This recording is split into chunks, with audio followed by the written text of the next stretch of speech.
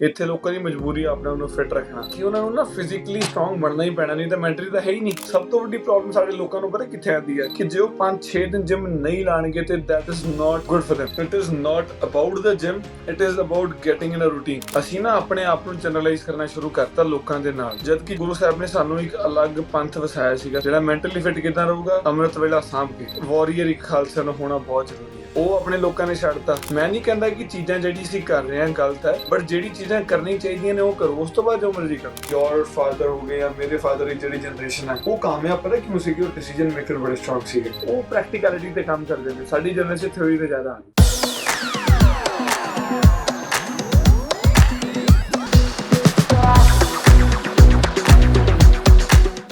ਸਤਿ ਸ਼੍ਰੀ ਅਕਾਲ ਤਰਨ, ਕੀ ਹਾਲ ਚਾਲ? ਸਤਿ ਸ਼੍ਰੀ ਅਕਾਲ ਜੀ, ਵਾਹਿਗੁਰੂ ਜੀ ਕਾ ਖਾਲਸਾ, ਵਾਹਿਗੁਰੂ ਜੀ ਕੀ ਫਤਿਹ। ਵਾਹਿਗੁਰੂ ਜੀ ਬਹੁਤ ਵਧੀਆ ਜੀ। ਤੁਸੀਂ ਬਠਿੰਡਾ ਤੋਂ ਆਏ? ਨਹੀਂ ਨਹੀਂ ਨਹੀਂ, Sorry. ਮੈਂ ਅੰਬਾਲਾ ਤੋਂ। My bad. No, no, it's okay. Continue ਕਰੋ। Let us be a part of the podcast. All ਅੱਛਾ right, ਲੱਗੂਗਾ। my bad. Sorry. ਤੁਸੀਂ ਅੰਬਾਲਾ ਤੋਂ ਆਏ ਸੀ ਹਾਂਜੀ, 4.5 years ਪਹਿਲਾਂ, 4 ਸਾਲ ਪਹਿਲੇ। 4 ਸਾਲ ਪਹਿਲਾਂ। I'm a good listener. I'm a good listener. Just trust me. I'm a good listener. No, no, it's okay. 4 ਸਾਲ I ਪਹਿਲਾਂ don't- ਆਏ। ਹਾਂਜੀ, How was the journey? Journey ਬਹੁਤ ਵਧੀਆ ਰਹੀ ਹੈ ਜੀ ਮੇਰੀ। ਅੱਛੇ ਲੋਕ ਮਿਲੇ, ਅੱਛੀ ਸੰਗਤ ਮਿਲੀ ਤੇ ਬਸ ਇੱਕ ਡਰਿਵਨ ਗੋਲ ਸੀਗਾ ਕਿ ਸਕਸੈਸ ਹੋਣਾ ਹੈ ਇੱਥੇ। ਹਲੇ ਤੇ ਚਲੋ ਜਰਨੀ ਚੱਲੀ ਜਾਂਦੀ ਹੈ। ਬਾਕੀ ਮੈਂ ਫੁੱਲ ਟਾਈਮ ਫਿਟਨੈਸ ਟ੍ਰੇਨਰ ਹਾਂ ਇੱਥੇ, ਮੈਂ ਫਿਟਨੈਸ ਕੋਚ ਤੇ ਇਹ ਮੇਰਾ ਨਾਮ ਹੈ ਜਿੱਦਾਂ ਲੋਕੀ ਮੈਨੂੰ ਪਛਾਣਦੇ ਨੇ, ਦਾ ਵਿੰਟੇਜ ਸਿੰਘ। ਤੇ ਦਾ ਵਿੰਟੇਜ ਫਿਟਨੈਸ ਦੇ ਨਾਂ ਤੋਂ ਹੀ ਮੇਰਾ ਹੈਂਡਲ ਚੱਲਦਾ ਇੰਸਟਾਗ੍ਰਾਮ ਤੇ ਵੀ, ਤੇ people follow me there just because of fitness only. ਤੇ ਫੁੱਲ ਟਾਈਮ ਮੈਂ ਮਾਰਨਿੰਗ 6 to 9 PM ਇਹੀ ਕੁਛ ਕਰੀ ਜਾਂਦਾ, ਲੋਕਾਂ ਨੂੰ ਬਸ ਫਿਟ ਕਰੀਦਾ, ਮੈਂਟਲੀ ਫਿਜ਼ੀਕਲੀ ਸਪੋਰਟ ਕਰੀਦਾ ਤੇ ਰਾਤ ਨੂੰ ਅੱਛਾ ਫੀਲ ਕਰਕੇ ਸੋਚਦਾ ਕਿ ਵੀ ਹੈਲਪਿੰਗ ਸਮਬਡੀ ਆਊਟ। ਹਾਂਜੀ, ਨੋ ਇਹ ਤਾਂ ਗੱਲ ਬਹੁਤ ਵਧੀਆ ਕਿ ਜਦੋਂ ਤੁਸੀਂ ਕਿਸੇ ਹੋਰ ਨੂੰ ਹੈਲਪ ਕਰਦੇ ਹੋ, ਇੱਕ ਜਿਹੜੀ ਫੀਲਿੰਗ ਹੈ ਬਹੁਤ ਡਿਫਰੈਂਟ ਫੀਲਿੰਗ ਹੈ। ਬਹੁਤ ਉਹ different ਹੈ। ਬਹੁਤ ਖੁਸ਼ੀ ਮਿਲਦੀ ਹੈ ਕਿ ਚਲੋ ਠੀਕ ਹੈ, ਸਾਡੇ ਕਰਕੇ ਕਿਸੇ ਹੋਰ ਦੀ ਜ਼ਿੰਦਗੀ ਵਿੱਚ ਕੁਝ ਅੱਛਾ ਹੋ ਰਿਹਾ। Yeah. what I felt is ਕਿ ਇੱਥੇ ਇੰਡੀਆ ਲੋਕੀ ਸ਼ੌਂਕ ਨੂੰ ਜਿਮ ਜਾਂਦੇ ਨੇ, ਇੱਥੇ ਲੋਕਾਂ ਦੀ ਮਜਬੂਰੀ ਹੈ ਜਿਮ ਜਾਣਾ। ਇੱਥੇ ਲੋਕਾਂ ਦੀ ਮਜਬੂਰੀ ਆ ਆਪਣੇ ਆਪ ਨੂੰ ਫਿਟ ਰੱਖਣਾ, because people are struggling a lot mentally ਕਿ ਉਹਨਾਂ ਨੂੰ ਨਾ ਫਿਜ਼ੀਕਲੀ ਸਟਰੋਂਗ ਬਣਨਾ ਹੀ ਪੈਣਾ, ਨਹੀਂ ਤਾਂ ਮੈਂਟਲੀ ਤਾਂ ਹੈ ਹੀ ਨਹੀਂ। You know, a lot of things are going ਆਸ-ਪਾਸ। ਜਦੋਂ ਮੈਂ ਪ੍ਰੋਫੈਸ਼ਨ ਦੇਖਦਾ, ਪੀਪਲ ਆਰ ਮੈਂਟਲੀ ਫ੍ਰੀ ਤੇ ਉਹ ਕਹਿੰਦੇ ਨੇ ਖਾਲੀ ਦਿਮਾਗ ਤੇ ਸ਼ੈਤਾਨ ਦਾ ਹੀ ਘਰ ਹੁੰਦਾ, ਤੇ ਉਹਦੇ ਕਰਕੇ ਲੋਕੀ ਬਹੁਤ ਇੱਥੇ ਮੈਂਟਲੀ ਸਫਰ ਕਰ ਰਹੇ ਨੇ। ਐਂਡ ਵੈਨ ਦੇ ਗੈਟ ਫਿਜ਼ੀਕਲੀ ਸਟਰੋਂਗਰ ਬੜੀ ਹੈਲਪ ਮਿਲਦੀ ਹੈ ਉਹਨਾਂ ਨੂੰ overall. What are the basic things we can do to keep us healthy? ਪਹਿਲੀ ਗੱਲ ਤਾਂ ਇੱਕ ਰੂਟੀਨ ਬਣਾਓ। It is not about the gym, it is about getting in a routine.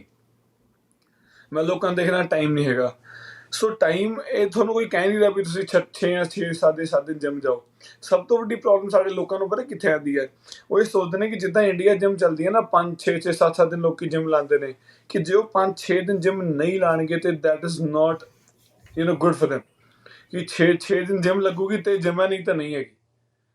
But we need to understand ਕਿ ਇੱਥੇ ਤੁਹਾਨੂੰ ਜਿਹੜੀ routine ਵਿੱਚ ਤੁਹਾਡੀ ਚੀਜ਼ ਆ ਜੇ ਉਹ ਤੁਹਾਡੇ ਲਈ ਚੀਜ਼ ਅੱਛੀ ਹੈ। ਲੈਟਸ ਸੇ ਅਗਰ ਮੇਰੇ ਰੂਟੀਨ ਵਿੱਚ ਮੈਂ ਹਫਤੇ 'ਚ 3 ਵਾਰ ਜਿਮ ਜਾ ਸਕਦਾ ਤੇ ਉਹ ਮੇਰੇ ਲਈ ਫਿਟਨੈਸ ਰੂਟੀਨ ਹੈ ਮੇਰੀ। But make sure that you are not skipping those 3 days। ਉਹ 3 ਦਿਨ ਦੇ ਅਕੋਰਡਿੰਗਲੀ ਰੂਟੀਨ ਬਣਾਓ ਆਪਣੀ, ਬਟ ਰੂਟੀਨ ਬਣਾਓ, ਬਹੁਤ ਜ਼ਰੂਰੀ ਹੈ, ਚਾਹੇ ਜਿਮ ਦੀ ਨਾ ਬਣਾਓ।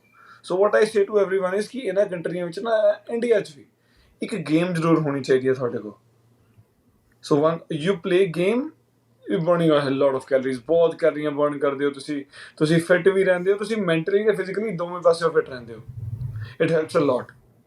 ਤੁਸੀਂ ਕਦੇ ਵੀ ਦੇਖਿਓ, ਆਸ-ਪਾਸ ਆਪਣੇ ਦੇਖਿਓ, ਇਹ ਮੇਰੀ ਪਰਖੀ ਹੋਈ ਚੀਜ਼ ਹੈ, ਜਿਹੜਾ ਬੰਦਾ ਕੋਈ ਗੇਮ ਖੇਡਦਾ ਨਾ, ਲਾਈਕ ਲੈਟਸ ਸੇ ਵੀਕਐਂਡ ਤੇ ਇਜ਼ ਇਨਟੂ ਪਲੇਇੰਗ ਗੇਮਸ, ਉਹ ਬੰਦਾ ਕਦੇ ਮੈਂਟਲੀ ਵੀਕ ਨਹੀਂ ਹੋਊਗਾ। Is talking to people, is playing in a team, ਜਾਂ ਬੰਦਾ ਐਫਰਟ ਮਾਰ ਰਿਹਾ ਕਿਸੇ ਚੀਜ਼ ਲਈ। ਜਿਸ ਬੰਦੇ ਕੋਲ ਇੱਕ ਡਰਿਵਨ ਗੋਲ ਹੈਗਾ, ਚਾਹੇ ਉਹ ਲੂਜ਼ ਗੋਲ ਹੀ ਹੈ ਕਿ ਯਾਰ ਮੈਂ ਆਪਣੇ ਆਪ ਲਈ ਕੁਛ ਕਰਨਾ ਹੈ, ਲੈਟਸ ਸੇ ਮੈਂ ਆਪਣੇ ਆਪ ਲਈ ਗੇਮ ਇੰਪਰੂਵ ਕਰਨੀ ਹੈ, but at least he is improving, ਚਾਹੇ ਕੰਪੀਟ ਕਰਨ ਨੂੰ ਨਹੀਂ, ਬਟ ਉਹ ਕੁਛ ਤਾਂ ਕਰੀ ਜਾਂਦਾ। ਸੋ ਡੂਇੰਗ ਸਮਥਿੰਗ ਇਜ਼ ਇੰਪੋਰਟੈਂਟ। ਜਿਵੇਂ ਤੁਹਾਡੇ ਕੁਐਸਚਨ ਤੇ ਆਵਾਂ ਵੀ ਕੀ ਕਰਨਾ ਚਾਹੀਦਾ। ਸੋ ਡਿਸਪਾਈਟ ਆਫ ਥਿੰਕਿੰਗ ਕਿ ਜੋ ਸਾਰੇ ਕਰ ਰਹੇ ਨੇ ਅਸੀਂ ਵੀ ਕਦੀ 6 ਦਿਨ ਜਿਮ ਲਾਈਏ, ਇੱਕ ਰੂਟੀਨ ਬਣਾਓ। ਜੀ ਅਗਰ ਤੁਹਾਨੂੰ ਰਨਿੰਗ ਪਸੰਦ ਹੈ, ਬਾਹਰ ਜਾ ਕੇ ਰਨਿੰਗ ਕਰੋ। ਜੇ ਤੁਹਾਨੂੰ ਜਿਮ ਜਾਣਾ, ਡਰਾਈਵ ਕਰਨਾ ਨਹੀਂ ਪਸੰਦ, ਘਰੇ ਵੇਟ ਲਿਆ ਕੇ ਕੁਛ ਕਰ ਲਓ। ਜੇ ਤੁਸੀਂ ਹਫਤੇ 'ਚ ਇੱਕ ਦਿਨ ਜਿਮ ਜਾਣਾ ਚਾਹੁੰਦੇ ਹੋ, ਠੀਕ ਹੈ, ਇੱਕ ਦਿਨ ਜਾ ਕੇ ਆਪਣੀ ਫੁੱਲ ਬੋਡੀ ਵਰਕਆਊਟ ਕਰੋ, ਬਾਕੀ ਥੋੜਾ ਜਿਹਾ ਸਟੇਬਿਲਿਟੀ ਮੋਬਿਲਿਟੀ ਮੂਵਮੈਂਟ ਘਰੇ ਕਰ ਲਓ, ਜਾਂ ਕੋਈ ਗੇਮ ਖੇਲ ਲਓ, ਜਾਂ ਰਨ ਕਰ ਲਓ, ਬਟ ਡੂ ਸਮਥਿੰਗ, ਬਹੁਤ ਹੈਲਪ ਕਰੂਗਾ ਤੁਹਾਨੂੰ। ਅਸੀਂ ਨੇ ਟੌਪਿਕ ਛੇੜਿਆ ਹੋਇਆ ਫਿਜ਼ੀਕਲ ਫਿਟਨੈਸ ਤੇ ਮੈਂਟਲ ਫਿਟਨੈਸ ਬਾਰੇ। ਜੀ ਥੋੜਾ ਮੈਂਟਲ ਫਿਟਨੈਸ 'ਤੇ ਗੱਲ ਕਰਦੇ ਹਾਂ from a man's perspective in Punjabi culture. ਮੈਨੂੰ ਕੀ ਲੱਗਦਾ ਕਿ ਅਸੀਂ ਮੈਨਸ ਦੀ ਮੈਂਟਲ ਹੈਲਥ ਬਾਰੇ ਅਸੀਂ ਨਹੀਂ ਗੱਲ ਕਰਦੇ। ਅਸੀਂ ਇਹ ਦਿਖਾਉਂਦੇ ਹਾਂ, ਅਸੀਂ ਇਹ ਪੋਰਟਰੇ ਕਰਦੇ ਹਾਂ ਕਿ ਮੈਨ ਨੂੰ ਸੁਸਾਇਟੀ ਵਿੱਚ ਕਿੱਦਾਂ ਦਿਖਣਾ ਚਾਹੀਦਾ ਔਰ ਕਿੱਦਾਂ ਬਿਹੇਵ ਕਰਨਾ ਚਾਹੀਦਾ, ਦ ਪਰਫੈਕਟ ਮੈਨ। ਬਟ ਮੈਨੂੰ ਲੱਗਦਾ ਕਿ ਅਸੀਂ ਉਹਨਾਂ ਦੀ ਮੈਂਟਲ ਹੈਲਥ ਬਾਰੇ ਨਹੀਂ ਗੱਲ ਕਰਦੇ, ਈਵਨ ਦੋ ਅਸੀਂ ਬਹੁਤ ਜ਼ਿਆਦੀਆਂ ਰਿਸਪੋਂਸੀਬਿਲਿਟੀਜ਼ ਪਾ ਦਿੰਦੇ ਹਾਂ ਉਹਨਾਂ 'ਤੇ। ਜੀ ਉਹ ਕੀ ਉਸ ਦੌਰਾਨ ਉਹ ਕੀ ਸੋਚਦੇ ਨੇ, ਉਹ ਪ੍ਰੈਸ਼ਰ ਨੂੰ ਕਿੱਦਾਂ ਹੈਂਡਲ ਕਰਦੇ ਨੇ ਫਰੋਮ ਮੈਨਸ ਪਰਸਪੈਕਟਿਵ, ਉਹਦੇ ਬਾਰੇ ਕੁਝ ਦੱਸੋ। ਪਤਾ ਕੀ ਹੈ ਜੀ, ਸਭ ਤੋਂ ਵੱਡੀ ਪ੍ਰੋਬਲਮ ਸਾਡੇ ਸਿੱਖਾਂ ਵਿੱਚ ਕਿੱਥੇ ਆ ਰਹੀ ਹੈ? ਅਸੀਂ ਨਾ ਆਪਣੇ ਆਪ ਨੂੰ ਜਨਰਲਾਈਜ਼ ਕਰਨਾ ਸ਼ੁਰੂ ਕਰਤਾ ਲੋਕਾਂ ਦੇ ਨਾਲ, ਜਦ ਕਿ ਜਦੋਂ ਗੁਰੂ ਸਾਹਿਬ ਨੇ ਸਾਨੂੰ ਇੱਕ ਅਲੱਗ ਪੰਥ ਵਸਾਇਆ ਸੀਗਾ, ਸਾਡਾ ਅਲੱਗ ਪੰਥ ਬਣਾਇਆ ਸੀਗਾ ਨਾ, ਉਸ ਟਾਈਮ ਇਹ ਚੀਜ਼ਾਂ ਸਾਰੀ ਉਹਨਾਂ ਨੇ ਪਹਿਲਾਂ ਹੀ ਸੋਚ ਕੇ ਕਲੀਅਰ ਆਊਟ ਕਰਤੀ ਸੀਗੀ ਵੀ ਸਾਡਾ ਖਾਲਸਾ ਹੈ, ਮੇਰਾ ਖਾਲਸਾ ਇਦਾਂ ਦਾ ਹੋਊਗਾ, ਜਿਹੜਾ ਮੈਂਟਲੀ ਫਿਟ ਕਿੱਦਾਂ ਰਹੂਗਾ, ਅੰਮ੍ਰਿਤ ਵੇਲਾ ਸਾਂਭ ਕੇ, ਅੰਮ੍ਰਿਤ ਵੇਲੇ ਪਾਠ ਕਰਕੇ। ਉਹ ਆਪਣੇ ਲੋਕਾਂ ਨੇ ਛੱਡਤਾ, ਠੀਕ ਹੈ ਜੀ। ਉਸ ਤੋਂ ਬਾਅਦ ਵਾਰੀਅਰ ਇੱਕ ਖਾਲਸਾ ਨੂੰ ਹੋਣਾ ਬਹੁਤ ਜ਼ਰੂਰੀ ਹੈ, ਠੀਕ ਹੈ ਜੀ। ਫਿਜ਼ੀਕਲੀ ਫਿਟ ਰਹਿਣਾ, ਉਹ ਆਪਣੇ ਲੋਕਾਂ ਨੇ ਛੱਡਤਾ। ਮੈਂ ਨਹੀਂ ਕਹਿੰਦਾ ਕਿ ਚੀਜ਼ਾਂ ਜਿਹੜੀ ਅਸੀਂ ਕਰ ਰਹੇ ਹਾਂ ਗਲਤ ਹੈ, ਬਟ ਜਿਹੜੀ ਚੀਜ਼ਾਂ ਕਰਨੀ ਚਾਹੀਦੀਆਂ ਨੇ ਉਹ ਕਰੋ, ਉਸ ਤੋਂ ਬਾਅਦ ਜੋ ਮਰਜ਼ੀ ਕਰੋ। So getting up early in the morning ਬਹੁਤ ਜ਼ਿਆਦਾ ਜ਼ਰੂਰੀ ਹੈ ਤੁਹਾਡੀ ਮੈਂਟਲ ਵੈਲਨੈਸ ਵਾਸਤੇ ਵੀ। ਅਗਰ ਤੁਸੀਂ ਰੂਟੀਨ 'ਚ ਹੀ ਨਹੀਂ ਹੈਗੇ ਨਾ, ਇਹ ਗੱਲ ਪਰਖ ਕੇ ਦੇਖਿਓ। ਜਿੱਦਣ ਇੱਕ ਨਾ ਤੁਸੀਂ ਰੂਟੀਨ ਬਣਾ ਕੇ ਦੇਖੋ ਆਪਣੀ 3-4 ਵੀਕ ਦੀ, ਵੈਰ you are getting up early in the morning, and ਸਵੇਰੇ ਉੱਠ ਕੇ ਤੁਸੀਂ ਲੈਟਸ ਸੇ ਅੰਮ੍ਰਿਤ ਵੇਲੇ ਤੁਸੀਂ ਆਪਣਾ ਸਾਂਭ ਰਹੇ ਹੋ ਤੇ ਪਾਠ ਕਰ ਰਹੇ ਹੋ ਸਵੇਰੇ ਉੱਠ ਕੇ, ਤੇ ਆਪਣਾ ਦਿਨ ਸ਼ੁਰੂ ਕਰ ਰਹੇ ਹੋ। ਦੇਖਿਓ ਕਿੰਨਾ ਅੱਛਾ ਫੀਲ ਹੁੰਦਾ ਤੁਹਾਨੂੰ 2-3-4 ਵੀਕ ਦੇ ਵਿੱਚ ਹੀ। ਆਪਣੇ ਲੋਕਾਂ ਨੇ ਨਾ ਮੈਨਸ ਵੈਲਨੈਸ ਨੂੰ ਲੋਕਾਂ ਦੇ ਪਰਸਪੈਕਟਿਵ ਤੋਂ ਲੈਣਾ ਸ਼ੁਰੂ ਕਰਤਾ। ਅਸੀਂ ਤਾਂ ਕਦੇ ਵੀਕ ਸੀਗੇ ਹੀ ਨਹੀਂ। ਮੈਂ ਲੋਕਾਂ ਦੇ ਪਰਸਪੈਕਟਿਵ ਬਾਰੇ ਕੀ ਮਤਲਬ? ਸੋ ਤੁਸੀਂ ਲੋਕਾਂ ਦੇ ਪਰਸਪੈਕਟਿਵ ਦੀ ਗੱਲ ਕਰੋ ਕਿ ਜਿਵੇਂ ਅਸੀਂ ਸੁਣ ਲਿਆ ਸੀ, ਆਪਾਂ ਇੰਸਟਾਗ੍ਰਾਮ ਦੀ ਗੱਲ ਕਰੀਏ, ਉਹ ਨਾ ਬੜੀ ਵੀਡੀਓਜ਼ ਆਉਂਦੀਆਂ ਨੇ, men's are also emotional, men's it's okay for the men to be weak. ਉਹ ਪੁਆਇੰਟਰ ਹੀ ਗਲਤ ਨੇ। ਆਪਾਂ ਤੇ ਉਹਨਾਂ ਨੂੰ ਕਹਿ ਰਹੇ ਹਾਂ ਠੀਕ ਹੈ, ਤੁਸੀਂ ਅਗਰ ਵੀਕ ਹੋ ਤਾਂ ਠੀਕ ਹੈ, it's fine, but it is not fine. Because ਦੇਖੋ ਹੁਣ ਫॉर ਐਗਜ਼ਾਮਪਲ ਇੱਕ ਬੰਦਾ ਕੋਈ ਜੈਨੂਇਨ ਰੀਜ਼ਨ ਕਰਕੇ ਵੀਕ ਹੈ, ਉਹਦੀ ਕੋਈ ਪ੍ਰੋਬਲਮ ਚੱਲ ਰਹੀ ਹੈ, ਸਮਝਿਓ ਮੇਰੀ ਗੱਲ ਨੂੰ, ਉਹਦੀ ਕੋਈ ਸਪੈਸੀਫਿਕ ਕੋਈ ਪ੍ਰੋਬਲਮ ਚੱਲ ਰਹੀ ਹੈ ਘਰੇ, ਜਾਂ ਕੋਈ ਬਰੋਕ ਹੋ ਜਾਂਦਾ ਬੰਦਾ, ਕੋਈ ਲਾਸ ਹੋ ਜਾਂਦਾ, ਠੀਕ ਹੈ ਬੰਦਾ, ਤਾਂ ਵੀ ਚਲੋ ਗੁਰੂ ਸਾਹਿਬ ਕਹਿੰਦੇ ਨੇ ਵੀ ਤੁਸੀਂ ਸੁੱਖ ਤੇ ਦੁੱਖ ਇੱਕ ਮੰਨ ਕੇ ਚਲੋ। ਜੇ ਗੁਰੂ ਸਾਹਿਬ ਨੇ ਸਾਨੂੰ ਆਪ ਮਾਛੀਵਾੜੇ ਦੇ ਜੰਗਲਾਂ ਵਿੱਚ ਰਹਿ ਕੇ ਦਿਖਾਇਆ ਤੇ ਉਹਨਾਂ ਨੇ ਦੁੱਖ ਹੰਡਾਇਆ, ਤੇ ਅਸੀਂ ਕਿੰਨੇ ਕੁ ਵੱਡੇ ਹਾਂ। ਪਰ ਸਾਡੇ ਲੋਕ ਕਹਿੰਦੇ ਨੇ ਕਿ ਸਾਨੂੰ ਦੁੱਖ ਆਏ ਹੀ ਨਾ, ਉਹ ਚੀਜ਼ ਨਹੀਂ ਹੈ ਪ੍ਰੈਕਟੀਕਲੀ ਪੋਸੀਬਲ। ਦੇਖੋ ਤੁਹਾਨੂੰ ਲੋਕਾਂ ਨੂੰ, ਬਸ ਜਿਵੇਂ ਆਪਾਂ ਇੰਸਟਾਗ੍ਰਾਮ ਦੀ ਗੱਲ ਕਰ ਰਹੇ ਸੀਗੇ, ਹੁਣ ਉੱਥੇ ਨਾ ਇੱਕ ਲੋਕਾਂ ਨੇ ਜਨਰਲਾਈਜ਼ ਕਰਨਾ ਸ਼ੁਰੂ ਕਰਤਾ ਆਪਣੇ ਆਪ ਨੂੰ ਕਿ ਇਟ ਇਜ਼ ਫਾਈਨ। ਹੁਣ ਇੱਕ ਬੰਦਾ ਜਿਹੜਾ ਘਰੇ ਬਹਿ ਕੇ ਆਪਣੇ ਰੂਟੀਨ ਤੋਂ ਪਰੇਸ਼ਾਨ ਹੈ, ਉਹ ਕੁਝ ਕਰਨਾ ਹੀ ਨਹੀਂ ਚਾਹੁੰਦਾ, ਉਹਨੂੰ ਵੀ ਲੱਗੇਗਾ it is fine to be emotional, but reason ਤਾਂ ਹੈ ਨਹੀਂ ਉਹਦੇ ਕੋਲ। ਉਹਦਾ ਰੀਜ਼ਨ ਹੈ ਕਿ ਉਹ ਕੁਝ ਕਰਨਾ ਹੀ ਨਹੀਂ ਚਾਹੁੰਦਾ, ਉਹਨੇ ਵੀ ਉਹ ਚੀਜ਼ ਆਪਣੇ ਆਪ ਤੇ ਲੈ ਲਈ ਕਿ ਇਟ ਇਜ਼ ਫਾਈਨ, ਬਿਨਾਂ ਕਿਤੇ ਸਭ ਕੁਝ ਮਿਲਣਾ ਚਾਹੀਦਾ। ਸੋ ਗੱਲ ਇਹ ਹੈ ਜੀ ਕਿ it is more of understanding ਕਿ ਕੁਝ ਕਰੋ ਜ਼ਿੰਦਗੀ ਦੇ ਵਿੱਚ। ਜਿਹੜਾ ਤੁਸੀਂ ਦੇਖਿਓ, ਜਿਹੜਾ ਬੰਦਾ ਡਰਿਵਨ ਹੈਗਾ ਨਾ ਜ਼ਿੰਦਗੀ ਦੇ ਵਿੱਚ ਕੁਝ ਕਰਨ ਦਾ, ਜਿੰਨੇ ਕੁਝ ਕਰਨਾ ਹੈ, ਉਹ ਤੁਹਾਨੂੰ ਕਦੇ ਵੀ ਲੈਕ ਨਹੀਂ ਕਰਦਾ ਮਿਲੂਗਾ। ਉਹ ਤੁਹਾਨੂੰ ਕਿਤੇ ਵੀ ਤੁਸੀਂ ਮੈਂਟਲੀ ਵੀਕ ਨਹੀਂ ਮਿਲੂਗਾ, because he know what he is doing. ਬਹੁਤ ਜ਼ਰੂਰੀ ਹੈ ਆਪਣੀ ਰੂਟਸ ਦੇ ਨਾਲ ਜੁੜੇ ਰਹਿਣਾ। ਮੈਂ ਸਾਰਿਆਂ ਨੂੰ ਇਹ ਗੱਲ ਕਹਿਣਾ ਕਿ ਜਿਹੜਾ ਬੰਦਾ ਆਪਣੀ ਰੂਟਸ ਤੋਂ ਜਿੰਨੀ ਦੂਰ ਹੁੰਦੇ ਜਾ ਰਹੇ ਹਾਂ ਨਾ, ਅਸੀਂ ਉਹਨਾਂ ਕੁ ਆਪਾਂ ਲੈਕ ਕਰਦੇ ਜਾ ਰਹੇ ਹਾਂ। ਠੀਕ ਹੈ, ਦੁਨਿਆਵੀ ਤੌਰ ਤੇ ਆਪਾਂ ਨੂੰ ਸਕਸੈਸ ਬਹੁਤ ਜ਼ਰੂਰੀ ਹੈ, ਅਸੀਂ ਕਰ ਵੀ ਰਹੇ ਹਾਂ, ਬਟ ਕਿਤੇ ਨਾ ਕਿਤੇ ਆਪਾਂ ਇਹ ਧਿਆਨ ਰੱਖੀਏ ਕਿ ਆਪਾਂ ਅੱਗੇ ਅਗਲੀ ਜਨਰੇਸ਼ਨ ਨੂੰ ਕੀ ਦੇ ਕੇ ਜਾ ਰਹੇ ਹਾਂ, ਰਾਈਟ। ਉਹ ਮੈਂਟਲ ਸਟਰੈਂਥ ਕਿੱਥੋਂ, ਜੇ ਅੱਜ ਮੈਂ ਰੂਟੀਨ 'ਚ ਨਹੀਂ ਹੈਗਾ, ਜੇ ਮੈਂ ਪਾਠ ਨਹੀਂ ਕਰਦਾ ਹਾਂ, ਜੇ ਮੈਂ ਆਪਣੇ ਗੁਰੂ ਦੀ ਗੱਲ ਨਹੀਂ ਕਰਦਾ, ਤੇ ਮੇਰੇ ਬੱਚੇ ਕਿੱਦਾਂ ਕਰਨਗੇ? ਸਮਝ ਰਹੇ ਹੋ? ਤੇ ਜੇ ਮੈਂ ਹੀ ਅੱਜ ਵੀਕ ਹਾਂ ਮੈਂਟਲੀ, ਤਾਂ ਮੈਨੂੰ ਪਤਾ ਮੈਂ ਕਿਉਂ ਵੀਕ ਹਾਂ। ਦੇਖੋ ਗੱਲ ਇਹ ਹੈ ਜੀ, ਹਰ ਬੰਦੇ ਨੂੰ ਪਤਾ ਹੁੰਦਾ ਅਸੀਂ ਕਿੱਥੇ ਲੈ ਕਰ ਰਹੇ ਹਾਂ।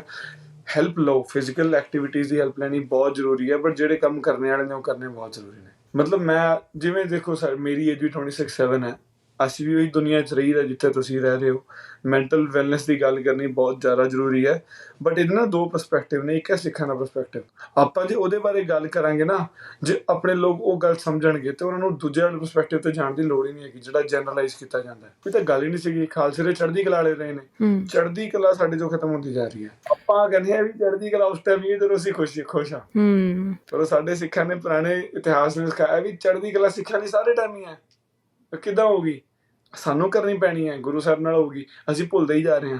ਤੁਸੀਂ ਇੱਕ ਬਹੁਤ ਵਧੀਆ ਗੱਲ ਕੀਤੀ ਹੈ ਕਿ ਬੰਦੇ ਨੂੰ ਮੈਂਟਲੀ ਡਰਿਵਨ ਹੋਣਾ ਚਾਹੀਦਾ ਕਿ ਜ਼ਿੰਦਗੀ 'ਚ ਕੁਝ ਕਰਨਾ ਹੈ। That's the thing. ਮੈਨੂੰ ਲੱਗਦਾ ਕਿ ਅਸੀਂ ਕੁਝ ਹੋਰ ਬੋਲ ਰਹੇ ਹਾਂ। ਪੇਰੈਂਟਸ ਕੁਝ ਹੋਰ ਬੋਲ ਰਹੇ ਨੇ ਮੁੰਡੇ ਨੂੰ, ਇਹ ਕਰ, ਇਹ ਕਰੀਅਰ ਚੂਜ਼ ਕਰ, ਹੈ ਨਾ, ਤੂੰ ਬੀਵੀ ਲੈ ਕੇ ਆਉਣੀ ਹੈ ਘਰੇ, ਬੀਵੀ ਨੂੰ ਕੀ ਪ੍ਰੋਵਾਈਡ ਕਰਕੇ ਦੇਵੇਂਗਾ। ਟੀਚਰਸ ਕਹਿ ਰਹੇ ਆ ਕਿ ਹਾਂ ਇਹ ਸਪੈਸੀਫਿਕ ਸਬਜੈਕਟ ਲੈ, ਇਹ ਸਪੈਸੀਫਿਕ ਕਰੀਅਰ ਵਿੱਚ ਜਾ, ਅਤੇ ਉਹਦੇ ਫਰੈਂਡਸ ਕਹਿ ਰਹੇ ਨੇ ਕੁਝ ਹੋਰ, ਕਹਿ ਰਹੇ ਨੇ ਬਈ ਤੂੰ ਇਹ ਕਰ, ਤੂੰ ਉਹ ਨਾ ਕਰ, ਤੂੰ ਆਪਣੀ ਕਰ। ਅਤੇ ਇਹਦੇ 'ਚ ਬੰਦਾ ਆਪਣਾ ਪਰਪਸ ਕਿੱਦਾਂ ਚੂਜ਼ ਕਰੇ? ਪਤਾ ਕੀ ਹੈ ਜੀ, ਹੁਣ ਜੇ ਮੈਂ ਤੁਹਾਨੂੰ ਆਪਣੀ ਜਰਨੀ ਦੱਸਾਂਗਾ ਨਾ ਤੁਸੀਂ ਹੱਸੋਗੇ। ਮੈਂ ਕਦੇ ਵੀ ਪੜ੍ਹਾਈ ਵਿੱਚ ਵਧੀਆ ਨਹੀਂ ਸੀਗਾ। ਆਈ ਵਾਜ਼ ਜਸਟ ਐਵਰੇਜ ਗਾਈ, 60 to 70% ਮੇਰੇ ਮਾਰਕਸ ਆਉਂਦੇ ਸੀਗੇ, and I was very happy with that. ਮੈਂ ਕੱਲ੍ਹ ਨੂੰ ਮੇਰੀ ਜਨਰੇਸ਼ਨ ਵੀ ਅੱਗੇ ਆਉਣੀ, ਮੈਂ ਆਪਣੇ ਬੱਚਿਆਂ ਨੂੰ ਵੀ ਕਦੇ ਫੋਰਸ ਨਹੀਂ ਕਰਨ ਲੱਗਾ।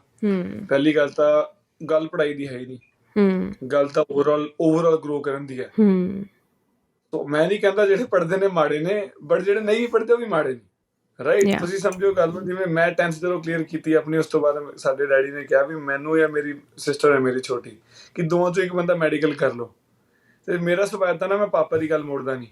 ਤੇ ਠੀਕ ਹੈ ਮੈਂ ਕਰ ਲੈਣਾ, ਅਤੇ ਮੈਂ ਮੈਡੀਕਲ ਮੈਂ ਚੂਜ਼ ਕਰ ਲਈ। +1 +2 ਮੈਂ ਕਰ ਵੀ ਗਿਆ, ਪਤਾ ਨਹੀਂ ਕਿੱਦਾਂ ਕਰ ਗਿਆ, ਮੈਂ ਕਰ ਗਿਆ। ਮੁੜ ਕੇ ਚਲੋ ਮੇਰੇ ਕੋਲ MBBS ਦਾ ਜਿਹੜਾ ਐਗਜ਼ਾਮ ਸੀਗਾ ਉਹ ਕਲੀਅਰ ਨਹੀਂ ਹੋਇਆ, ਐਂਡ ਦੈਟਸ ਫਾਈਨ। ਸੋ ਮੇਰਾ ਸੈਕਿੰਡ ਆਪਸ਼ਨ ਵਾਜ ਸੀਗਾ ਕਿ ਮੈਂ ਬਿਜ਼ਨਸ ਵਿੱਚ ਹੀ ਜਾਵਾਂਗਾ, ਮੈਂ ਬਿਜ਼ਨਸ ਮੈਨੇਜਮੈਂਟ ਕਰਨੀ ਹੈ। ਫਿਰ ਜੇ ਨਹੀਂ ਹੋਇਆ ਤੇ 2 ਸਾਲ ਟਰਾਈ ਕੀਤੀ, ਨਹੀਂ ਹੋਇਆ, ਮੈਂ ਨਾਲ ਮਾਡਲਿੰਗ ਸ਼ੁਰੂ ਕੀਤੀ, ਮੈਂ ਗਰੂਮਿੰਗ ਸ਼ੁਰੂ ਕੀਤੀ। ਇੱਕ ਨਾ ਕਲੀਅਰ ਵਿਜ਼ਨ, ਪਤਾ ਨਹੀਂ, ਚਲੋ ਵਾਹਿਗੁਰੂ ਆਪ ਹੀ ਕਰਾਉਣ ਵਾਲਾ ਹੁੰਦਾ ਸੀ, ਤੇ ਚਲੋ ਸੋਚ ਹੀ ਸਕਦੇ ਹਾਂ। ਅਤੇ ਉਹ ਗੁਰੂ ਸਾਹਿਬ ਨੇ ਆਪ ਹੀ ਇੱਕ ਪਾਸੇ ਲਾ ਦਿੱਤਾ ਵੀ ਚਲੋ ਠੀਕ ਹੈ ਸੈਲਫ ਗਰੂਮਿੰਗ ਕਰਦੇ ਹਾਂ। ਸੈਲਫ ਗਰੂਮਿੰਗ ਨੇ ਮੈਨੂੰ ਇੰਨਾ ਕੁ ਹੈਲਪ ਕੀਤਾ ਨਾ ਇੱਕ ਡਰਿਵਨ ਗੋਲ ਡਿਸਾਈਡ ਕਰਨ ਵਾਸਤੇ, ਉਹ ਆਪਾਂ ਲੋਕ ਕਰਦੇ ਨਹੀਂ। ਮੈਨੂੰ ਤੁਸੀਂ ਦੱਸੋ ਤੁਹਾਡੇ ਆਸ-ਪਾਸ ਕੋਈ ਐਸੇ ਬੰਦੇ, ਜਿਹੜੇ 2 ਬੰਦੇ ਗਿਣਾ ਦਿਓ ਜਿਹੜੇ ਗਰੂਮਿੰਗ ਵਾਸਤੇ ਆਪਣਾ ਟਾਈਮ ਲੈ ਰਹੇ ਨੇ, like who is actually into grooming themselves। ਅੱਜ ਆਪਾਂ ਆਪਣੀ ਪਰਸਨੈਲਿਟੀ ਨੂੰ ਨਰਿਸ਼ ਕਰਦੇ ਹਾਂ, ਲੈਟਸ ਸੇ ਸੌਫਟ ਸਕਿੱਲਸ 'ਤੇ ਕੰਮ ਕਰਦੇ ਹਾਂ। ਮੈਂ ਤੁਹਾਨੂੰ ਆਪਣੀ ਸਟੋਰੀ ਦੱਸਦੀ ਹਾਂ। My husband is the biggest reason ਕਿ ਮੈਨੂੰ ਸੈਲਫ ਗਰੂਮਿੰਗ ਵਿੱਚ ਆਈ। ਮੈਂ ਜਦੋਂ ਮੈਂ ਡੇਟਿੰਗ ਕਰ ਰਹੀ ਸੀਗੀ ਨਾ ਆਪਣੇ ਹਸਬੈਂਡ ਨੂੰ, like he was already like groomed himself, like he's been through shit in his life also, but ਉਹਨਾਂ ਨੇ ਮੈਨੂੰ ਸਿਰਫ ਇੱਕ ਇਹ ਗੱਲ ਕਹੀ ਸੀਗੀ ਕਿ ਜੋ ਪਾਸਟ ਵਿੱਚ ਮੇਰੇ ਨਾਲ ਹੋਇਆ ਠੀਕ ਹੈ, ਜੋ ਹੋਇਆ ਠੀਕ ਹੈ, ਬਟ ਉਸ ਚੀਜ਼ ਨੇ ਮੈਨੂੰ ਹੈਲਪ ਕੀਤਾ ਇੱਕ ਬੈਟਰ ਮੈਨ ਬਣਨ ਵਾਸਤੇ, ਕਿ ਜੋ ਮੇਰੇ ਨਾਲ ਹੋਇਆ ਕਿ ਮੈਂ ਕੀ ਸਿੱਖ ਸਕਦਾ ਉਹਦੇ ਵਿੱਚੋਂ, ਕਿ ਮੈਂ ਆਪਣੀ ਫੈਮਲੀ ਨੂੰ, ਆਪਣੇ ਆਪ ਨੂੰ ਕਿੱਦਾਂ ਅੱਛੇ ਤਰੀਕੇ ਨਾਲ ਮੈਂ ਪ੍ਰੋਵਾਈਡ ਕਰ ਸਕਦਾ। ਅਤੇ ਉਹਨਾਂ ਨੇ ਮੈਨੂੰ ਇਹ ਗੱਲ ਕਹੀ ਸੀਗੀ ਕਿ ਕਰੀਅਰ ਵਿੱਚ ਠੀਕ ਹੈ ਤੁਸੀਂ ਕਰੋ ਜੋ ਕਰਨਾ ਆਪਣਾ ਕਰੋ, ਬਟ ਆਪਣੇ ਆਪ 'ਤੇ ਕੰਮ ਕਰੋ ਕਿ ਤੁਸੀਂ ਜ਼ਿੰਦਗੀ ਵਿੱਚ ਕੀ ਚਾਹੁੰਦੇ ਹੋ, ਨਾਟ ਜਸਟ ਬਿਕੋਜ਼ ਸੁਸਾਇਟੀ ਕੀ ਤੁਹਾਡੇ ਚਾਹੁੰਦੀ ਹੈ, ਵਾਟ you want. You never know what is waiting for you. ਮੈਂ ਤੁਹਾਨੂੰ ਆਪਣਾ ਐਗਜ਼ਾਮਪਲ ਦੇ ਰਿਹਾ। ਮੈਂ ਮੈਡੀਕਲ ਕੀਤੀ ਹੈ, ਉਸ ਤੋਂ ਬਾਅਦ ਮੈਂ BBA ਪੜ੍ਹੀ ਹੈ, ਮੈਂ ਮਾਡਲਿੰਗ ਵੀ ਕੀਤੀ ਹੈ 2-3 ਸਾਲ, ਐਸਾ ਨਹੀਂ ਹੈਗਾ ਮੈਂ ਨਹੀਂ ਕੀਤੀ। Gym was always on the side, gym ਕਦੀ ਪ੍ਰਾਇੋਰਟੀ ਨਹੀਂ ਸੀਗੀ, ਬਟ ਹਾਂ that was something which was helping me a lot, confidence ਲੈ ਕੇ ਆਉਣਾ ਸੀ। And then I did join theatre as well India 'ਚ। ਮੈਂ 2-3 ਮਹੀਨੇ ਥੀਏਟਰ ਕੀਤਾ, ਉਹਨੇ ਬੜਾ ਹੈਲਪ ਕੀਤਾ ਮੈਨੂੰ। ਉਸ ਤੋਂ ਬਾਅਦ ਮੈਂ ਗ੍ਰੈਜੂਅਲੀ ਇੱਕ ਇੰਗਲਿਸ਼ ਗਰੂਮਿੰਗ ਕਲਾਸਿਸ ਜੁਆਇਨ ਕੀਤੀਆਂ, ਉਹਨੇ ਬੜਾ ਹੈਲਪ ਕੀਤਾ ਮੈਨੂੰ। ਗ੍ਰੈਜੂਅਲੀ ਦੈਨ ਮੈਂ ਇੱਥੇ ਬਾਹਰ ਆ ਗਿਆ, ਮੈਂ ਇੱਥੇ HR ਕੀਤੀ, ਮੈਂ ਇੰਡੀਆ ਜੋਬ ਵੀ ਕੀਤੀ ਹੈ 1.5-2 ਸਾਲ ਉੱਥੇ। ਚਲੋ ਠੀਕ ਹੈ, ਚੀਜ਼ਾਂ ਹੈਲਪ ਕਰਦੀਆਂ ਨੇ, but now when I C everything is helping me. I was good in sports, that helped me a lot. ਮੈਂ endurance ਖਾਣਾ ਅੱਜ ਕੱਲ੍ਹ ਲੋਕਾਂ ਨੂੰ। If I did gymming for a longer time, ਮੇਰੇ ਆਪਣੇ ਪਾਸਟ ਐਕਸਪੀਰੀਅੰਸ ਐਸੇ ਨੇ ਕਿ ਮੈਂ ਅੱਜ ਲੋਕਾਂ ਨੂੰ ਦੱਸ ਪਾਉਣਾ ਕਿ ਯਾਰ ਕਿਹੜੀ ਗਲਤੀ ਹੈ, ਕਿਹੜਾ ਸਹੀ ਹੈ, ਕਿਹੜੀ ਚੀਜ਼ ਗਲਤ ਹੈ, ਤੇ ਲੌਂਗ ਟਰਮ ਕਿਹੜੀ ਚੀਜ਼ ਹੈਲਪ ਕਰੂਗੀ। ਰਾਈਟ। ਅਗਰ ਮੈਂ ਬਾਇਓ ਪੜ੍ਹੀ ਹੈ +1 +2, ਅੱਜ ਉਹ ਮੈਨੂੰ ਡਾਈਟਸ ਵਿੱਚ ਹੈਲਪ ਕਰਦੀ ਹੈ, ਅੱਜ ਉਹ ਮੈਨੂੰ ਮਕੈਨਿਜ਼ਮ ਸਮਝਣ ਵਿੱਚ ਹੈਲਪ ਕਰਦੀ ਹੈ ਕਲਾਇੰਟਸ ਦੀ।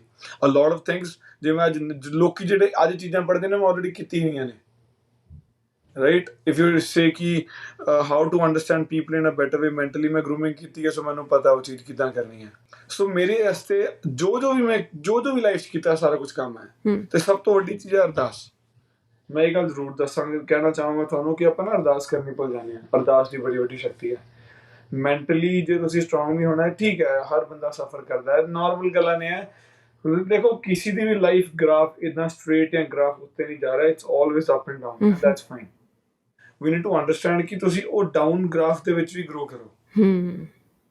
ਸੋ ਬੀ ਕੌਨਫੀਡੈਂਟ ਇਨਫ, ਅਰਦਾਸ ਕਰਿਆ ਕਰੋ ਰੋਜ਼, ਬੜੀ ਹੈਲਪ ਕਰਦੀ ਹੈ। ਗੁਰੂ ਸਾਹਿਬ ਨੂੰ ਜਦੋਂ ਤੁਸੀਂ ਅੱਗੇ ਅਰਦਾਸ ਕਰੋ ਬੜੀ ਹੈਲਪ ਕਰਦੀ ਹੈ। ਅਰਦਾਸ ਦੀ ਸ਼ਕਤੀ ਬਹੁਤ ਵੱਡੀ ਹੈ, ਜੇ ਅੱਜ ਨਹੀਂ ਤੇ ਕੱਲ ਪੂਰੀ ਜ਼ਰੂਰ ਹੁੰਦੀ ਹੈ। ਕੋਈ ਕੁਇਕ ਸਟੈਪਸ ਦੱਸ ਦਿਓ ਲੋਕਾਂ ਵਾਸਤੇ ਕਿ ਸੈਲਫ ਗਰੂਮਿੰਗ ਕਿੱਦਾਂ ਸ਼ੁਰੂ ਕਰੀਏ, ਜਿਹਨੂੰ ਕੋਈ ਆਈਡੀਆ ਹੀ ਨਹੀਂ ਹੈ ਕਿ ਸੈਲਫ ਗਰੂਮਿੰਗ ਕਿੱਦਾਂ ਕਰਨੀ ਹੈ। How can they work on themselves? First of all start writing. Get a pen, get a paper ਜਾਂ ਇੱਕ ਡਾਇਰੀ ਲਓ, ਲਿਖੋ ਵਾਟ ਆਰ ਦ ਥਿੰਗਸ। ਇੱਕ ਸ਼ਾਰਟ ਟਰਮ ਗੋਲ ਬਣਾਓ ਆਪਣੀ ਲਾਈਫ ਦਾ, ਇੱਕ ਬਣਾਓ long term goal. What are the things you want to do, let's say quickly in 6 months, 1 year? एक थोड़ा लॉन्ग टर्म गोल की है, लिखो and what it takes to get you there, वो जरूरी है। मतलब चलो कहते ने कि ਜਦੋਂ ਵੱਡੀ ਗੱਲਾਂ ਕਰੋ ਤੇ ਫਿਲਾਸਫਰ ਉਦੋਂ ਬੰਨਾ ਚਾਹੀਦਾ ਜਦੋਂ ਜ਼ਿੰਦਗੀ ਤੁਸੀਂ ਕੁਝ ਕਰ ਲਿਆ ਹੋਵੇ, but it is what it is, right. ਤੁਹਾਨੂੰ ਲਿਖਣੀ ਪੈਣਗੀਆਂ ਚੀਜ਼ਾਂ। ਸੋ ਵਾਟ ਆਈ ਪਰਸਨਲੀ ਡੂ ਇਜ਼, ਮੈਂ ਨਾ ਹਰ ਚੀਜ਼ ਨੂੰ ਰਾਈਟ ਡਾਊਨ ਕਰਕੇ ਚੱਲਦਾ ਕਿ ਇਹ ਚੀਜ਼ਾਂ ਨੇ ਜਿਹੜੀ ਕਰਨੀ ਬਹੁਤ ਜ਼ਰੂਰੀ ਹੈ। You prioritise your list. So this will be a right word, prioritise your list, ਕਿ ਜਿਹੜੀ ਚੀਜ਼ਾਂ ਇੰਪੋਰਟੈਂਟ ਨੇ, ਕਿਹੜੀ ਚੀਜ਼ਾਂ ਇੰਪੋਰਟੈਂਟ ਨਹੀਂ ਹੈਗੀਆਂ। ਕਦੀ ਕਦੀ ਨਾ when we write down we get to know ਕਿ ਯਾਰ ਮੈਂ ਦਿਨ ਦੇ 3 ਘੰਟੇ ਤੇ ਉੱਥੇ ਹੀ ਲਾਈ ਜਾਣਾ, ਜਿਹੜੀ ਚੀਜ਼ ਇੰਪੋਰਟੈਂਟ ਹੈ ਹੀ ਨਹੀਂ ਮੇਰੇ ਵਾਸਤੇ। ਔਰ ਜਿਹੜੀ ਚੀਜ਼ ਪ੍ਰਾਇੋਰਟਾਈਜ਼ ਕਰਨ ਵਾਲੀ ਹੈਗੀ ਹੈ, ਲੈਟਸ ਸੇ ਫਿਟਨੈਸ ਹੈ, you can easily make time. ਕੋਈ ਬਹੁਤ ਵੱਡੀ ਗੱਲ ਨਹੀਂ, ਜੇ ਸਵੇਰੇ ਉੱਠ ਕੇ ਪਾਠ ਕਰਨਾ ਤੁਹਾਡੇ ਵਾਸਤੇ ਪ੍ਰਾਇੋਰਟੀ ਹੈ, ਫਿਰ ਰਾਤ ਨੂੰ ਟਾਈਮ ਨਾਲ ਸੋਵੋ। ਸੋ ਸੈਲਫ ਗਰੂਮਿੰਗ ਸਭ ਤੋਂ ਪਹਿਲੇ ਆਉਂਦਾ ਵੀ ਤੁਸੀਂ ਲਿਖੋ ਪਹਿਲੇ what are the things you need to work on. So ਜਦੋਂ ਤੁਸੀਂ ਰਾਈਟ ਡਾਊਨ ਕਰਦੇ ਹੋ then gradually start working on it. So reading ਬਹੁਤ ਹੈਲਪ ਕਰਦੀ ਹੈ ਤੁਹਾਨੂੰ। This is what has help me a lot. Start reading books, ਕਿਸੇ ਵੀ ਫਾਰਮ ਦੀ ਹੋਣ, ਚਾਹੇ ਧਾਰਮਿਕ ਬੁੱਕਸ ਪੜ੍ਹੋ, ਚਾਹੇ ਤੁਸੀਂ ਕਿਸੇ ਵੀ ਫਾਰਮ ਦੀ ਰੀਡਿੰਗ ਕਰੋ।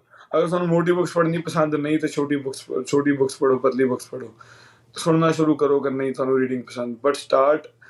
ਮਤਲਬ ਸੈਲਫ ਗਰੂਮਿੰਗ ਨਾ ਸਭ ਤੋਂ ਜ਼ਿਆਦਾ ਹੈਲਪ ਕਰਦੀ ਹੈ ਨੌਲੇਜ ਗੇਨ ਕਰੋ। ਮਤਲਬ ਜੇ ਤੁਹਾਨੂੰ ਪਤਾ ਨਾ ਤੁਹਾਡੇ ਆਸ-ਪਾਸ ਕੀ ਚੱਲ ਰਿਹਾ, ਕਿ ਸਟੇ ਅਪਡੇਟਡ।